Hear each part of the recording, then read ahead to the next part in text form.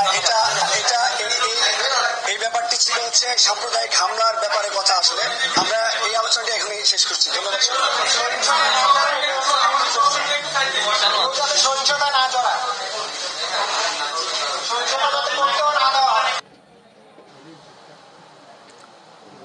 বৈষম্যবিরোধী ছাত্র আন্দোলনের সমন্বয়ক আব্দুল হান্নান মাসুদ ব্রিফ করছিলেন এবং বলছিলেন তারা সাম্প্রদায়িক দাঙ্গার এক ধরনের শঙ্কা প্রকাশ করছিলেন।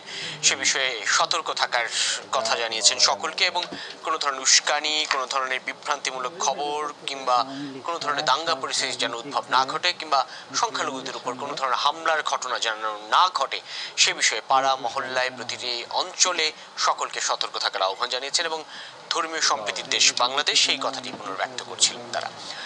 শেখ হাসিনা পদত্যাগ ও দেশ ছাড়ার খবরে উত্তেজিত জনতা রাজধানীর বিভিন্ন থানায় হামলা করেছে, ভাঙচুর পুড়িয়ে ফেলা হয়েছে ভাটারা, যাত্রাবাড়ি সহ রাজধানীর বেশ কয়েকটি থানায় লুট করা হয়েছে অস্ত্র। বিকেল 5টার দিকে বাড্ডা থানার চতুর্দিক থেকে আন্দোলনকারীরা ঘিরে রাখে, থানায় আটকা পড়েন পুলিশ সদস্যরা। আন্দোলনকারীরাও বিভিন্ন ধরনের স্লোগান দিয়ে ইট পাটকেল ছুটছেন, পরে আগুন দেওয়া হয় থানায়, লুট করে নেওয়া হয় অস্ত্র। এদিকে রাজধানীর যাত্রাবাড়ি থানায় আক্রমণের ঘটনা ঘটেছে, থানা ও আশপাশের এলাকায় হামলা, ভাঙচুর, অগ্নিসংযোগের ঘটনা ঘটেছে।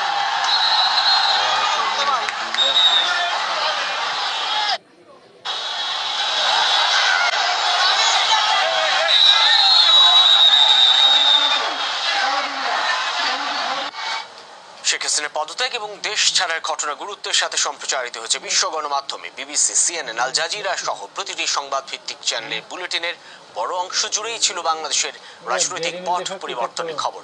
আওয়ামী লীগ সরকার শাসনামলের দুর্নীতি, হত্যা, গুম সহ বিরোধী দলের উপর নিপীড়নে বিভিন্ন ঘটনাও তুলে ধরে এসব গণমাধ্যম।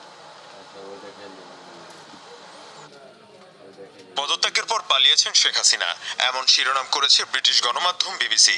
আন্তর্জাতিক সংবাদ মাধ্যমে বিস্তারিত তুলে ধরা হয় বাংলাদেশের রাজনৈতিক পট পরিবর্তনের ঘটনা। হাসিনার পতনে রাজপথে মানুষের উল্লাসের খবর তুলে ধরে বিবিসি, পাশাপাশি চলে সরাসরি সম্প্রচারও। শেখ হাসিনার ক্ষমতা ছাড়া এবং অন্তর্বর্তী সরকারের দায়িত্ব নেওয়ার সংবাদ গুরুত্বের সাথে তুলে ধরে আন্তর্জাতিক গণমাধ্যম আল জাজিরা। পাশাপাশি গেল কয়েকদিন ধরে আওয়ামী লীগ এবং এর অঙ্গ সংগঠনের হামলায় ছাত্র ও বেসামরিকদের নিহত হওয়া নিয়েও একাধিক স্টোরি প্রচার করা হয়। সরাসরি সম্প্রচারের পাশাপাশি চলে বিশ্লেষণও। সিএনএন, নিউ ইয়র্ক টাইমস সহ বিশ্বের গ্রহণযোগ্য সব গণমাধ্যমই গুরুত্বের সাথে প্রচার করে বাংলাদেশের রাজনৈতিক পট পরিবর্তনের ঘটনা। একই চিত্র ভারতীয় গণমাধ্যমের ক্ষেত্রেও। শেখ হাসিনার ক্ষমতা ছাড়ার ঘটনা নিয়ে নিরীক্ষাধর্মী বিভিন্ন সংবাদও প্রচার করা হয়। And our bodies, that is important, and my visit, it is important, and I really আর দুপুরের পর থেকে আমরা দেখলাম যে একেবারে বাংলাদেশে রীতিমতো উত্তাল একটা পরিস্থিতি। হাসিনা সরকারের পতন হলো, ওপার বাংলায় চরম রাজনৈতিক সংকট দেখতে পেলাম আমরা। আর প্রধানমন্ত্রীর পদ থেকে ইস্তফা দিয়েই দেশ ছাড়লেন হাসিনা, সঙ্গে বোন রেহানা। বায়ুসেনার হেলিকপ্টারে কিভাবে দেশ ছাড়লেন, কোথায় গেলেন, দিল্লিতে এসে পৌঁছেছেন, এর পরের গন্তব্য সবটাই একটু দেখাবো আমরা। ঠিক 2 বছর আগে 2022-এর জুলাই জনতার বিক্ষোভ সামলাতে না পেরে দেশ ছেড়ে পালান শ্রীলঙ্কার প্রেসিডেন্ট গোতাবায়া রাজাপাকসে। প্রেসিডেন্টের প্রাসাদ দখল করে নেয় শ্রীলঙ্কার জনতা।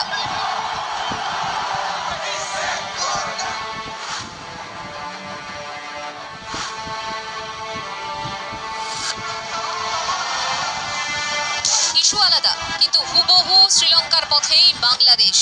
ছাত্র আন্দোলনের শাসকের পতন, পদত্যাগ করে দেশ ছাড়লেন বাংলাদেশের প্রধানমন্ত্রী শেখ হাসিনা ওয়াজেদ, সঙ্গী বোন রেহেনা। সোমবার দুপুরে গণভবনের হেলিপ্যাড থেকে উড়ে যায় সেনাবাহিনীর হেলিকপ্টার। সূত্রের খবর, দেশবাসীর জন্য ভাষণ রেকর্ড করে যেতে চেয়েছিলেন হাসিনা, সেই সময়ও মেলেনি। কেন মেলেনি?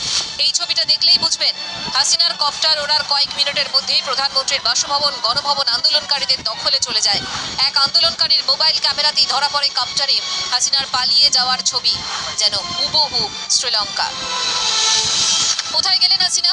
প্রাথমিক খবর, হেলিকপ্টারে কুর্মিতলা বায়ুসেনা ঘাঁটি, তারপর বায়ুসেনার বিমানে দিল্লির পথে। সবচেয়ে বড় প্রশ্ন, হঠাৎ কি এমন হলো প্রধানমন্ত্রীকে দেশ ছেড়ে চলে যেতে হলো? ছিল কোটা সংস্কার আন্দোলনের দাবিতে বৈষম্য বিরোধী ছাত্র আন্দোলন। আদালতের নির্দেশের পর সেই আন্দোলন কিছুটা থিতিয়ে গেলেও আগুন পুরোপুরি নেভেনি।